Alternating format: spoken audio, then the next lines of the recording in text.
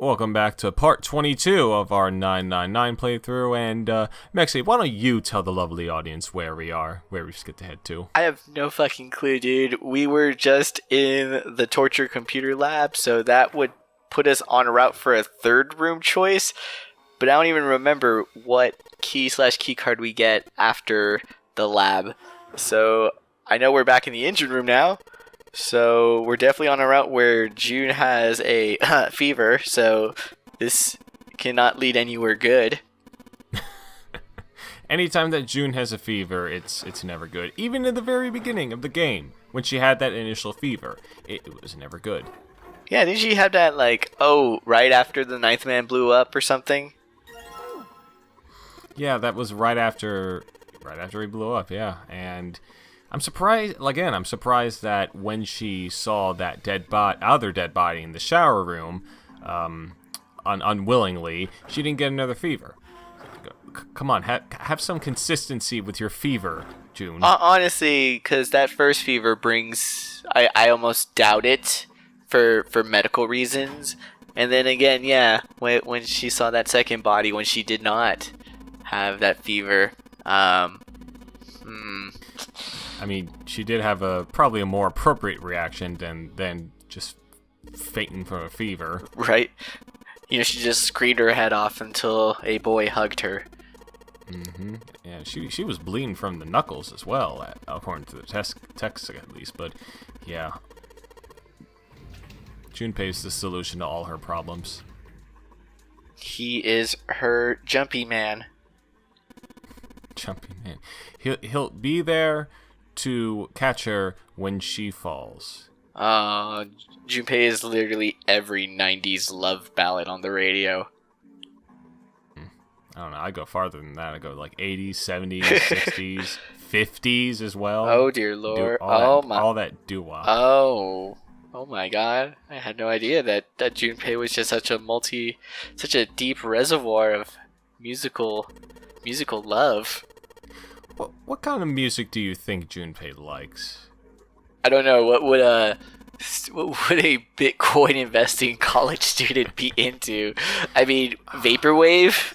I mean, he's a blockchain bro. He thinks that blockchain is literally the greatest thing to ever happen. So, know, yeah. Anything that's like anti-capitalist. He probably has some punk rock in there, but it just kind of bleeds over into some pop punk. Definitely some J-pop, because he has to remember his old family tunes. Yeah, I would say maybe he's a fan of Chumbawamba, considering that everything that's going on in his life is just total anarchy, and that band pretty much emphasizes and embolizes anarchy. I mean, their whole thumping and massive amounts of alcohol consumption. Look, I grew up in Colorado when the Broncos had that whole back-to-back 2 Super Bowl wins, and thumping was their theme song, so that shit was played on the radio non-stop. Man, I can't wait to experience that in Cincinnati in like 50 years, if that, because we suck so hard. But anyway, we are gonna talk about a little experiment here that's once again tied to the morphic resonancing that stupid Sheldrake just had to go and make during his career. He had a PhD, you know that? He had a PhD in biology. Oh.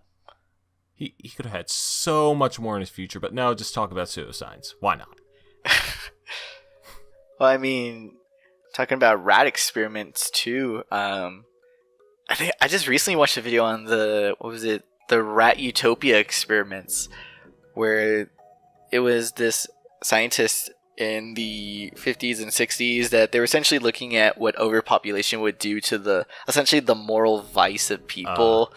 But all you really did was just create these, I don't know, because the rats just did what rats do, they created rat hierarchies that, were based solely on survival because they want for nothing.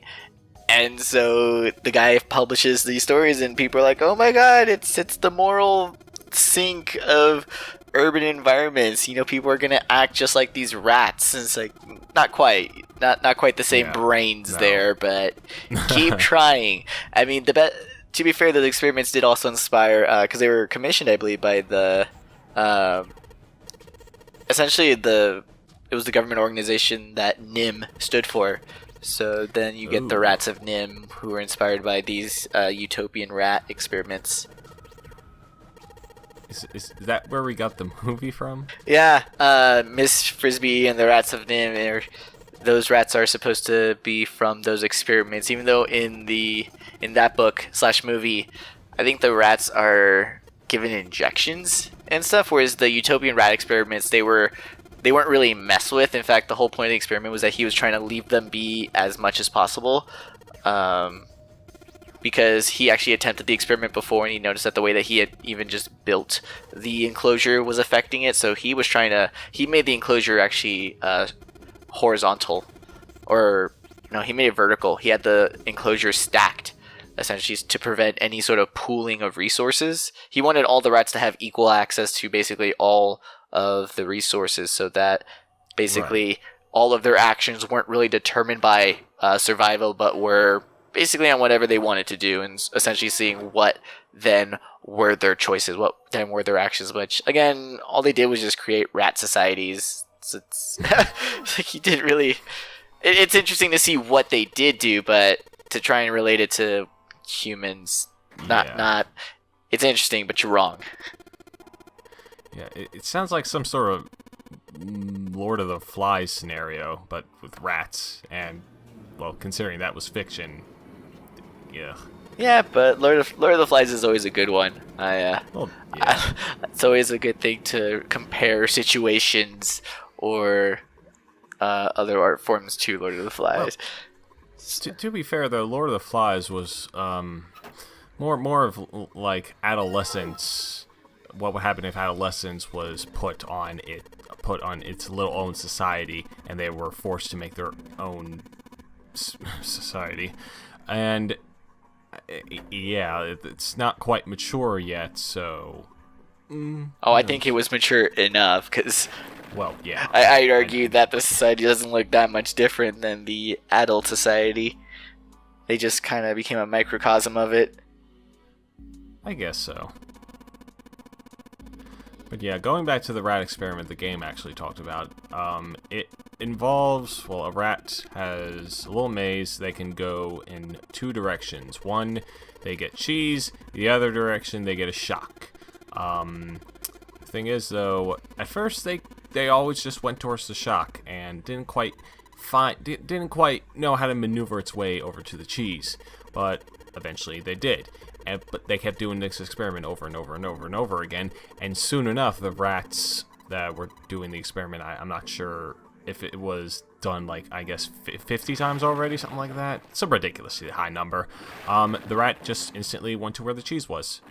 So, yeah, again, that kind of ties into the morphic resonance. So these new rats somehow knew of the old rats' past actions. I guess by accessing the information cloud, as they want to call it. Something like that. Okay. I see where you're going here. I see what you mean with the whole futilely trying things over and over and always having them end in pain in some way. I see the game's trying to be smart here. It thinks I'm not going to compare it to the endings, but bam, I just did it. You're the rat. You're getting shocked. Those are your bad endings. We're trying to find the cheese here. Oh, I thought you were gonna make a joke about video game commentary or something, but that was actually a lot more profound than I thought it was. Yeah, no. You are the rat. You are Junpei, or essentially is the rat. Kind of all of these endings in pain. We have a lot of choices here, and we just seem to keep picking the one that gets us shocked / killed / hand axed off / stabbed in the back / floating in the middle of the water. A lot of bad shocks there, but we're gonna find that cheese. God damn it! God damn! The more that I keep thinking about this stuff and just all the events in the game, the more I realize just how crucial they are to the structure, to how much they do relate. Because again, at first I just thought these were just random asides that had nothing to do with the plot. But again, the more you look into them, the more you realize just how much they actually compare to these plot elements. It's very good writing. Oh yeah, this game does have themes. This game has themes. This game is essentially a persuasion. This game is trying to convince you of all these principles because, like everyone knows, this game gets off the fucking rails toward the end, but it has to persuade you to that. It has to make you believe that these amazing, not even amazing, fucking batshit crazy things that are about to happen, we have to believe it. So to have the characters constantly referencing, at first, events that involve similar themes, and then naming specific theories, and then experiments that sort of support that theory, that by the end we are at least familiar enough to believe when we start putting these theories into science fiction action. I've started to realize as well that the more that we bring up these topics over and over again throughout this series, this playthrough, the more that I realize that this is what the game actually does want us to do. It wants us to keep focusing on those ideas because they're just so central to the overall plot. Yeah. And again, it's like I said, that the fact that experiment with the rats is already describing the structure of the game. Like, this is all, everything, no story is unnecessary. Every story here has a similar theme. They may not all tie into the morphogenetic field and with metaphysical communication. Some tie more into the whole Titanic theme, but again, it's evidence. We're trying to make the player believe that this is the Titanic, that the history of the Titanic is going to affect this game. It has something to do with the game. And then, all at the same time, trying to make you believe in the morphogenetic field. Or at least, like, believe it enough.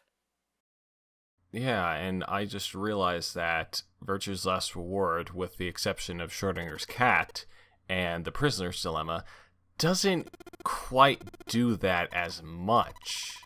Which I think when you kind of pointed that out, and I didn't really have any idea what you were talking about, I think I do realize that now, if that's what you were implying. Yeah. Hooray! I'm not batshit insane all the time, just sometimes. When it comes to the intricacies of Zero Escape, my mind is an enigma.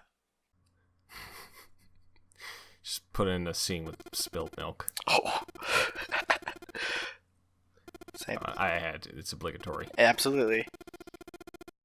Yeah, but now with all that said, we gotta get on with this sad story that Santa's telling us about some dumb sister he had that died or something. Oh yeah, we get super plot, kind of. Not really. Super plot is here to make your story better. Super plot is here to make sure that you get really sad at the end of this game. Because if you ain't sad, it ain't Zero Escape. Sad or confused. Either or both, kind of the same. I know at the end of Virtue's Last Reward, I was confused. I was more confused and a little mad. I guess I was kind of mad that the plot was starting right at the end of the game. It's like, fuck you, fuck you. That's what I wanted. I didn't care what Zero Time Dilemma even was. I just wanted it because I just wanted to know what the fuck the plot was going to go to. Like, that cliffhanger is a legendary cliffhanger. Like, it got me. Yeah, it kind of is. It kind of is. And pay attention to this little theme music, guys, because this is the first instance of it, of the classic, forget what it's called, and I should be crucified for forgetting what it was called. Tell me what's called, Mesky. Is it Morphogenetic Sorrow? Yes, that's what it is. I think this was the first song that when I finished the game, I went right back to listen to it online. Yeah, that is a very, very strong oboe there. Very potent. Not sure if it's real or not, but the DS oboe. I don't know. It sounds kind of like a real oboe, or at least a really good sample of an oboe. Yeah, it's nice. Yeah, but yeah, like I said, that song we'll be playing many more times, and this is only the first instance of it, which it's kind of weird placement. I thought that would be more fit towards the end of the game or towards the end of the certain sections. But yeah, on the next part, we'll see maybe more of it. Who knows? Who knows?